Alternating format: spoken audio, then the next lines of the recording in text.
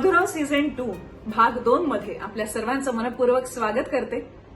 असं म्हटलं जातं की writers pays attention to the world, म्हणजे जगात काय काय घडतंय, आजूबाजूला काय चाललंय याकडे लेखकांचं लक्ष असतं.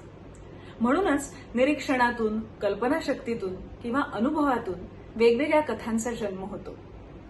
अशाच काही हौशी कलाकारांनी आपल्या अनुभवातून, आपल्या निरीक्षणातून आणि आपल्या कल्पनेतून काही कथा साकारल्यात.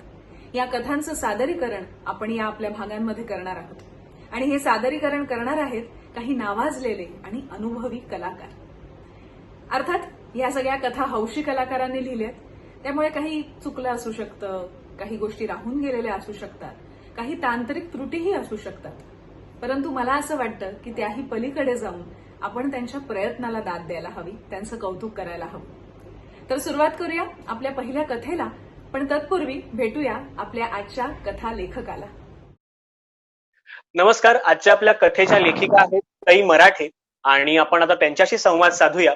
तर सई, मला एक खरंच प्रश्न पडलाय, कारण मी तुला तुला तू असं म्हणू का तुम्ही म्हणू, काय करू, मला कन्फ्युजन झालं म्हणून. नाही, तू म्हटलंस तरी हरकत नाहीये. ओके, मला एकदम विचारून घेतलेलं बरं, बाकी काही नाही. येस. तर अर्थात पहिला प्रश्न की तू कुठे राहतेस आणि तू काय करतेस? मी पनवेलला राहते आणि एका लोकल बँक मध्ये, म्हणजे पतपेढीमध्ये मी क्लर्क कम कॅशियर असं काम करते. हो, ओके. आणि मग हा तुझा जो लिखाणाचा छंद आहे तो कधीपासून जोपासतेस तू? मी बेसिकली कविता जास्त लिहिते. 2009 पासून मी कविता लिहिते. पण आता हळूहळू मी इतर लेखन, म्हणजे ललित लेख असतील किंवा कथा असतील, असंही लिखाण बऱ्यापैकी करायला लागलेली आहे. आणि एक विशेष गोष्ट सांगायची म्हणजे पुढच्या 6 महिन्यात माझा कथासंग्रह मी प्रकाशित करणार आहे. त्या वाटेवर आहे, म्हणजे कथा लिहून होत आहेत माझ्या एक. वाह, क्या बात आहे. सो लवकरात लवकर आपण तो कथासंग्रही वाचणार आहोतच. आणि त्या आता कथासंग्रहाबद्दल आपण बोलतोच, तर तुझी जी आजची कथा आहे सोबत, तर या कथेची कल्पना कुठून सुचली तुला? पहिल्यांदा सांगायचं तर पूर्णतः काल्पनिक आहे, म्हणजे असं काही कुठे मी घडलंय आणि ते पाहून मी लिहिले वगैरे असं अजिबात नाहीये. पण एक म्हणतो ना की अनाथ मुलांविषयी मला मुळातच थोडासा सॉफ्ट कॉर्नर आहे. म्हणजे मला एक भविष्यात मला ट्रस्ट वगैरे ओपन करायची पण इच्छा आहे. बघूया ते पुढच्या दृष्टीने कसं मला जमतंय. पण मुळात मला थोडंसं त्यांच्याबद्दल वाटतं, त्याच्यामुळे कदाचित ही सुचून गेली कथा मला एकदम सहज. आणि आम्ही बरेचदा जिथनं फुलं घेतो, म्हणजे त्याच्यात फुलांचा मी थोडासा उल्लेख केलाय की ती एक मुलगी फुलं विकते वगैरे असं. तर आम्ही जिच्याकडनं फुलं घेतो ती छोटी मुलगीच आहे. तर त्याच्यावरनं थोडीशी मला ती सुचली आहे कथा. वा वा वा वा. आणि आता अर्थात शेवटचा प्रश्न हाच की सीझन 2 मधुरावचा सुरू आहे आणि त्याच्यात तू एक आजच्या एपिसोडचा भाग झालीस, तर तुला कसं वाटतंय आणि मधुरावचा तुझा अनुभव काय सांगते? खरंच खूप आनंद होतोय. ऍक्च्युली मी मधुराव 1 पासून ट्राय करतेय, म्हणजे मी 2 वेळा मेल केला होता, पण माहितीने खूप फुल झाल्यामुळे कदाचित माझा मेल पुढे गेला नसेल. पण मधुराताईचा परवा मेसेज आल्यानंतर आमच्याकडे वादळ आणि खूप प्रॉब्लेम सुरू होते, त्याच्यामुळे त्या दिवशी कॉन्टॅक्ट झाला नाही. पण जेव्हा तिच्याशी बोलले तेव्हा इतकं बरं वाटलं मला की अरे मी मधुराव मध्ये येतेय, आणि म्हणजे खूपच आनंद झाला. नाही, तू आता वादळ पटकन म्हणालीस तर मला प्रश्न असं मी विचारणार होतो लगेच की मधुराताईचा मेसेज बघून मी घरात मधुराताईचा मेसेज आला असं वगैरे वादळ झालं होतं की काय? असं माझ्या मनात वादळ झालं, घरात नाही झालं, पण तेव्हा बाहेर ऍक्च्युअल वादळ सुरू होतं. हो, खरंय. पण तू आज आमच्या एपिसोडचा एक भाग झालीस, याबद्दल तुझे खरंच खूप धन्यवाद. आणि तुझं जे ट्रस्टचं स्वप्न आहे ते लवकरात लवकर पूर्ण होऊ दे अशी खरंच माझी इच्छा आहे. आणि आमच्या मधुरावच्या टीम कडून तुला खूप खूप त्याबद्दल शुभेच्छा आणि तुझ्या कथा संग्रहासाठी शुभेच्छा. हो, मी पण मधुराताईचे आणि तुझे खूप आभार मानते की तुम्ही मला मधुराव मध्ये सामील करून घेतलं. Thank you so much. धन्यवाद साई.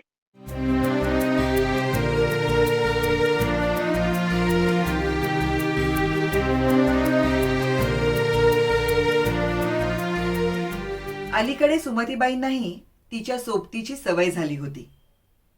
सुमतीबाई नवरा लवकर वारल्याने आणि पोटी मूलबाळ नसल्यामुळे गेली काही वर्ष एकट्याच जगत होत्या. पण काही वर्षांपूर्वी, म्हणजे आता जवळजवळ 6 वर्ष झाली असतील, त्या मुख्याध्यापिका म्हणून निवृत्त झाल्या. इतकी वर्ष घरातली कामं, डबा, शाळा यांच्यात गुंतलेल्या सुमतीबाई निवृत्तीनंतर मात्र अगदीच कंटाळल्या होत्या. पण आता वर्ष झालं त्यांना सोबत मिळाली, मैथिलीची. मैथिली म्हणजे गोड पोरगी. नाव असं नव्हतंच तिला. सुमतीबाईंनीच ठेवलं मैथिली. कारण सुमतीबाईंनी ठरवलं होतं त्यांना मुलगी झाली असती तर तिचं नाव मैथिली ठेवायचं. पण स्वतःची मुलगी असण्याचं सुख त्यांच्या काही नशिबी नव्हतं. त्या दिवशी सकाळी सुमतीबाई चालायला गेल्या. तशा निवृत्त झाल्यावर अलीकडेच एखाद वर्ष त्या चालायला जायला लागल्या होत्या. त्या दिवशी बागेत नेहमीप्रमाणे फेऱ्या मारून झाल्यावर त्या घराच्या दिशेने निघाल्या असताना एक मुलगी त्यांना रस्त्याच्या कडेला भीक मागायला बसलेली दिसली. साधारण 16-17 वर्षांची असेल ती. बोलत नव्हती काहीच. अधूनमधून हातातला डबा वाजवत होती. मधूनच आलेल्या माणसांना तोंडाकडे हात दाखवून भूक लागल्याचं सांगत होती. सुमतीबाईंनी बराच वेळ तिचं निरीक्षण केलं. पुढे होऊन बाजूच्या छोट्या स्टॉलवरून वडापाव घेऊन त्या मुलीला देऊ केला. मुलीने खुश होऊन त्यांनी दिलेला वडापाव मनापासून भरभर खाल्ला आणि सुमतीबाईंकडे पाहून ती गोड हसली. शाळेतून निवृत्त झाल्यानंतर जवळजवळ 6 महिन्यांनी लहान मुलाच्या चेहऱ्यावरचं इतकं निरागस हसणं पाहून सुमतीबाई मनोमन सुखावल्या. पुढचे काही दिवस हे रोजच होऊ लागलं. आज सुमतीबाईंनी शेजाऱ्यांच्या नातीचा एक जुना ड्रेस त्या मुलीसाठी आणला. त्या मुलीला तर इतका आनंद झाला. बोलता येत नसलं तरी तो आनंद तिच्या चेहऱ्यावरून ओसंडून वाहताना दिसत होता. ड्रेस दिला त्याच्या दुसऱ्या दिवशी ही मुलगी सुमतीबाईंची वाट पाहत बागेच्या गेटवर थांबली होती, हातात गुलाबाचं फूल घेऊन. तिला असं गेटशी उभं पाहून सुमतीबाईंना खूप आनंद झाला. सुमतीबाईंना पाहताच ती मुलगी धावतच त्यांच्याजवळ आली आणि त्यांना हातातलं फूल दिलं. आज ती सुमतीबाईंनी दिलेला जुना ड्रेस नवीन म्हणून घालून आली होती. फूल देऊन झाल्यावर तिने सुमतीबाईंकडे पाहत हात जोडले आणि त्यांना तिला जवळ घेण्याचा मोहच आवरला नाही. सुमतीबाई तिला घेऊन बागेत गेल्या.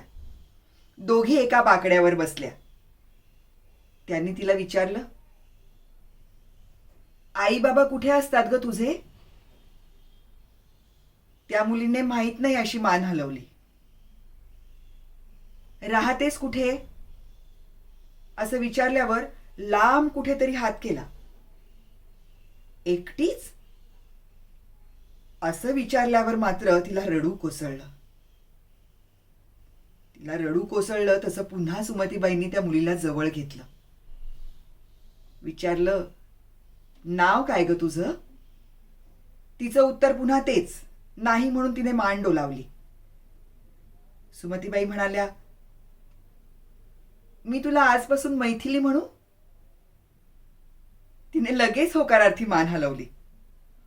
बोलता येत नव्हतं सुमतीबाईंच्या या मैथिलीला, पण ओठांच्या हालचालींवरून समोरचा काय बोलतोय हे तिला बरोबर कळत होतं. त्या रात्री सुमतीबाई कितीतरी वेळ तळमळत होत्या. ही मनात आलेली गोष्ट कुणाला सांगावी का, की सरळ अंमलातच आणावी? पण असं वागलं तर कुणी काही बोलेल का आपल्याला? असे सगळे प्रश्न रात्रभर त्यांच्या डोक्यात आणि मनात जणू पिंगा घालत होते. शेवटी सुमतीबाईंनी मनाशी काहीतरी ठरवलं आणि त्या उठल्या. घड्याळ पाहिलं तर 6:30 वाजलेले. जरासा आवरून एका वेगळ्याच निर्धाराने त्या घराबाहेर पडल्या. बागेशी गेल्या आणि त्यांची नजर मैथिलीला शोधायला लागली.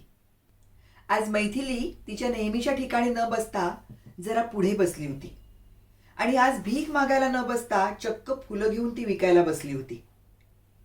हे पाहून सुमतीबाईंना जास्तच आनंद झाला, कारण त्यांनी ज्या मुलीला काही रुपयांची मदत केली होती ती आज स्वतःच्या पायावर उभं राहण्याचा प्रयत्न करत होती आणि त्या दिशेने आज तिने पहिलं पाऊल टाकलं होतं. काल म्हणूनच का मैथिलीने आपल्याला फूल दिलं होतं? सुमतीबाईंनी त्यांच्या मनाशी केलेला विचार अगदी बरोबर आहे हे पाहून त्या मनोमन खुश झाल्या. आज सुमतीबाई मैथिलीजवळ गेल्या आणि तिला बाजूला बोलवून म्हणाल्या, माझ्याबरोबर माझ्या घरी येशील कायमची? मैथिलीने सुमतीबाई काय म्हणतायत हे ओळखलं तर खरं, पण हो म्हणावं की नाही या संभ्रमात ती अडकली. अगं घाबरू नकोस, जशी तू एकटी आहेस ना तशीच मी सुद्धा एकटी आहे ग अगदीच. आता मात्र मैथिलीच्या डोळ्यातून अश्रूंच्या धारा वाहू लागल्या आणि तिचे डोळे भरलेले पाहून सुमतीबाईंनाही मैथिली अगदी दिसेनाशीच झाली. जणू काही ते दोघींचं गेल्या जन्मीचं काहीतरी नातंच असावं. आज सुमतीबाईंना घर किती आवरू आणि किती नको असं झालं होतं, कारण आज त्यांना आयुष्यभर पुरेल असा सोबती कायमचा त्यांच्याबरोबर राहायला येणार होता. सकाळी मैथिली सुमतीबाईंबरोबर येऊन घर पाहून संध्याकाळी येते असं सांगून गेली होती. सुमतीबाईंनी खायला छान पोहे करून ठेवले, सरबत करून ठेवलं आणि दारात मैथिलीची वाट बघत बसल्या. हातात कपड्यांचं एक बोचकं, दुसऱ्या हातात काही सामान, अशा अवतारात मैथिली सुमतीबाईंच्या घराच्या दिशेने येताना त्यांनी पाहिली. खूप आनंद झाला त्यांना. मैथिली घरात आली आणि इतकं मोठं घर पाहून थोडीशी घाबरली, पण सुमतीबाईंनी जवळ घेऊन तिला बसायला सांगितलं आणि पाण्याचा ग्लास देऊ केला. मैथिली हातवारे करून काहीतरी सांगायचा प्रयत्न करायला लागली, पण सुमतीबाईंना समजेच ना. त्या म्हणाल्या, तुला लिहिता येतं? कागद देऊ का? त्यावर लिही तुला जे काय सांगायचंय ते. पण तिनं हातानंच खूण केली आणि सांगितलं तिला लिहिता येत नाही म्हणून. झालं, सुमतीबाईंमधल्या बाई जाग्या झाल्या आणि आजपासून रोजच त्यांनी मैथिलीचा अभ्यास सुरू केला. सुमतीबाईंमधल्या बाईंना तेव्हाच बरं वाटलं जेव्हा त्यांनी स्वतःहून मैथिलीच्या हातात वर्तमानपत्राचा पुडी बांधलेला तुकडा पाहिला आणि त्यावरली अक्षर वाचण्याचा प्रयत्न ती करत असलेली मैथिली पाहिली. मैथिली आता या घरात अगदीच रुळली होती. सुरुवातीला बावरलेली, घाबरलेली, आता मात्र स्वतःचं घर असल्यासारखी सगळीकडे मुक्त वावरत होती. घरातली सगळी कामं आवडीनं करत होती. सुमतीबाईंना तर जणू काही स्वतःच्या पोटची मुलगीच मिळाल्याचा आनंद झाला होता. त्या दोघींचं विश्व एकमेकींभोवती फिरत होतं. दोघींना एकमेकींची इतकी सवय झाली होती ना की आता एकमेकींशिवाय त्यांचं पानही हलत नव्हतं. एकमेकींचं दुखणं खुपणंही अगदी मायलेकींसारख्या काढायच्या दोघी. आता मैथिलीला सुमतीबाईंकडे येऊन 4 वर्ष झाली होती. त्यामुळे न बोलताच त्यांना एकमेकींच्या अनेक गोष्टी समजू लागल्या होत्या. मैथिली आता खूप छान लिहू आणि वाचू लागली होती आणि सुमतीबाईंच्या सल्ल्याने तिच्यासारख्याच मूकबधिरांच्या शाळेत शिकवूही लागली होती. सुमतीबाईंना बँकेत नेणं, त्यांचे बँकेचे सगळे व्यवहार पाहणं, ही सगळी कामंही ती अगदी आवडीनं करत होती. आताच्या सुमतीबाईंची तब्येत खूप बिघडत होती. त्यांची दुखणी वाढायला लागली होती. मधुमेह तर कित्येक वर्ष होताच त्यांना, पण अलीकडे मधुमेहाचा त्रास जास्तच वाढला होता. साखर अचानक वाढायची, अचानक कमी व्हायची. सुमतीबाईंच्या आजारपणामुळे मैथिलीने शाळेत शिकवायला जाणं सोडून दिलं होतं. सुमतीबाईंनी त्यांच्या मैत्रिणीच्या ओळखीने मैथिलीसाठी एक स्थळ पाहिलं आणि हे समजल्यापासून मैथिली आणि सुमतीबाईंचं रोजच भांडण व्हायला लागलं. खरं तर सुमतीबाईंना सुद्धा आता मैथिलीची इतकी सवय झाली होती ना की आता मैथिली स्वतःपासून दुरावण्याची त्यांनाही भीतीच वाटत होती. पण त्याबरोबरच त्यांचं मनही त्यांना खात होतं. आता आपलं वय झालंय आणि आपण अशा आजाराने ग्रासलेल्या, अचानक आपलं काही बरं वाईट झालं तर मैथिलीचं काय होईल? नाही हो करता करता मैथिलीचं लग्न पार पडलं, पण एका अटीवर.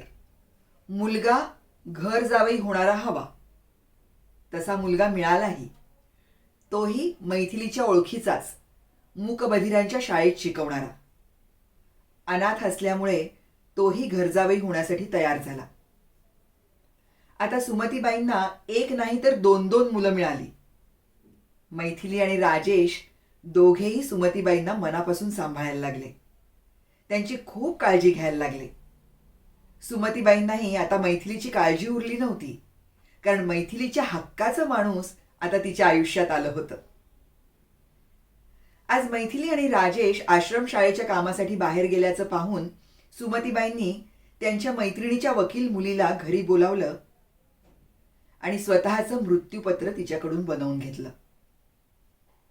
त्यांचं काम आटपलं आणि वकिलीनबाई निघणार तेवढ्यात मैथिली आणि राजेश तिथे आले. आताशा मैथिली सुमतीबाईंच्या सगळ्याच मैत्रिणींना ओळखायला लागली होती. त्यामुळे मीराला म्हणजेच स्मिता मावशीच्या मुलीला तिने लगेच ओळखलं. त्यांचं हाय हॅलो झालं आणि मीरा निघाली. सगळे आपापल्या कामाला लागले. पण मैथिलीच्या डोक्यातून मात्र ही गोष्ट जाईना.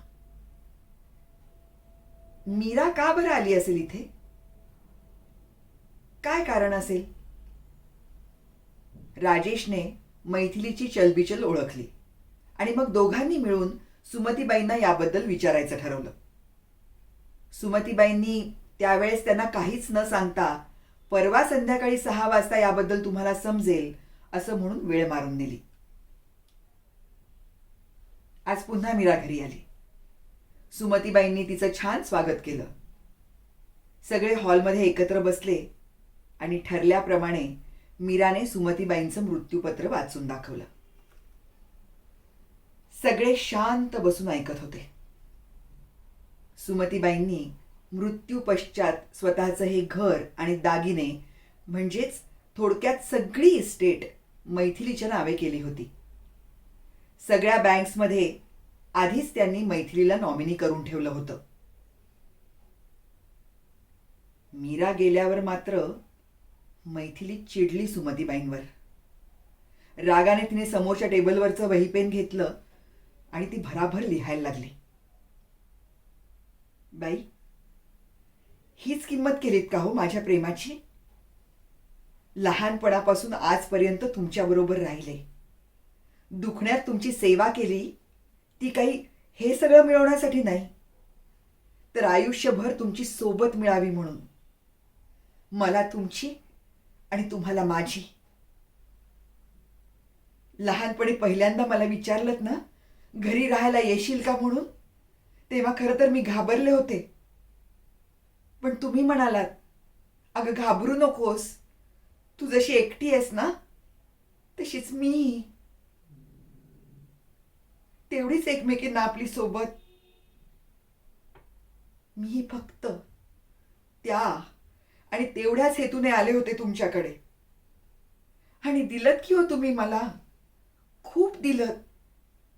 इतकं छान शिकवलत मला, स्वतःच्या पायावर उभं केलत, मला जोडीदार शोधून दिलात तुमच्यानंतर माझ्या सोबतीसाठी.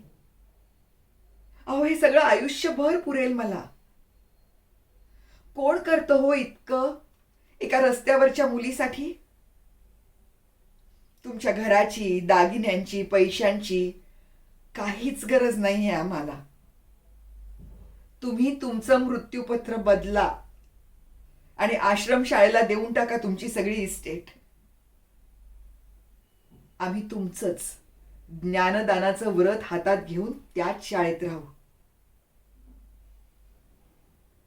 आणि जर तुम्ही असं करणार नसाल ना तर आत्ताच जातो घर सोडून. इतकं लिहून कागद सुमतीबाईंच्या हातात देऊन ती तडक आत निघून गेली. मैथिलीचे हे सगळे शब्द वाचून सुमतीबाईंना रडू आवरलं नाही. त्या धावतच मैथिलीकडे गेल्या. लहानपणी पहिल्यांदा तिला जशी जवळ घेतली होती ना तशीच पुन्हा एकदा जवळ घेतली, घट्ट कुशीत. आणि मायलेकी खूप रडल्या. शेवटी राजेशने सावरलं दोघींना. मैथिली, अगं माझ्यानंतर तुला काही कमी पडू नये म्हणून माझं सगळं मी तुला देऊ केलं ग. पण मैथिलीनं पुन्हा ते पत्र पुढे केलं आणि मग मात्र सुमतीबाई घाबरल्याच. त्यांनी लगेच मीराला कॉल करून सांगितलं, उद्याच्या उद्या मला माझं मृत्यूपत्र बदलायचंय. मीरालाही काही कळेना काय झालं असेल नक्की. दुसऱ्या दिवशी सुमतीबाईंनी झालेला सगळा प्रकार मीराला सांगितला आणि मृत्यूपत्र बदलून घर आणि दागिने आश्रमशाळेच्या नावाने केले. सुमतीबाईंची सही घेऊन मीरा गेली. दाराचा आवाज झाल्याक्षणी मैथिली एखाद्या लहान मुलीसारखी सुमतीबाईंच्या जवळ येऊन बसली. सुमतीबाई तिला गोंजारत म्हणाल्या, शेवटी आयुष्याच्या अंतापर्यंत सोबत असणं महत्वाचं ग. खूप वर्ष एकटी जगले, पण तू आयुष्यात आलीस आणि आयुष्यच बदलून गेलं बघ माझं. आणि आता आयुष्याच्या या वळणावर जर तू साथ सोडलीस ना, तर मग जीव आत्ताच जायचा बघ माझा. मैथिलींनी सुमतीबाईंच्या ओठावर हात ठेवला आणि पुन्हा एकदा दोघींचे डोळे भरले. जणू धुकच दाटलं सगळीकडे. मैथिलीने सुमतीबाईंच्या मांडीवरती डोकं ठेवलं आणि सुमतीबाईंचा हात आपल्या डोक्यावर ठेवून घेतला. जणू ही सोबत अखंड राहण्याचं वचनच दिलं तिनं सुमतीबाईंना. चिन्मय सुमित नाटक, चित्रपट, मालिका सर्वच माध्यमातून वेगवेगळ्या भूमिका लिलया पेलणारी आणि एवढंच नाही तर उत्तम वाचन, साहित्याची जाण आणि भाषेवर प्रेम असणारं असं हे व्यक्तिमत्व. सईने लिहिलेली अतिशय गोड कथा आणि त्याचं उत्तम सादरीकरण आता आपण पाहिलं. सई, तुझं खूप खूप कौतुक आणि चिन्मयीताई तुझे खूप मनापासून आभार. अर्थातच या कथेची निवड केली होती विजय कुवळेकरांनी. ही कथा तुम्हाला कशी वाटली? तुम्हाला आवडली का? त्याचं सादरीकरण आवडलं का? आमचा हा भाग कसा वाटला? हे सगळं मला कमेंट्समध्ये लिहा. आणि आवडलं असेल तर नक्की लाईक करा, शेअर करा, सबस्क्राईब करा. पुन्हा भेटूया पुढच्या भागामध्ये एका वेगळ्या कथेसह, एका वेगळ्या कलाकारासह. तोपर्यंत लिहित रहा, वाचत रहा, व्यक्त होत रहा. धन्यवाद.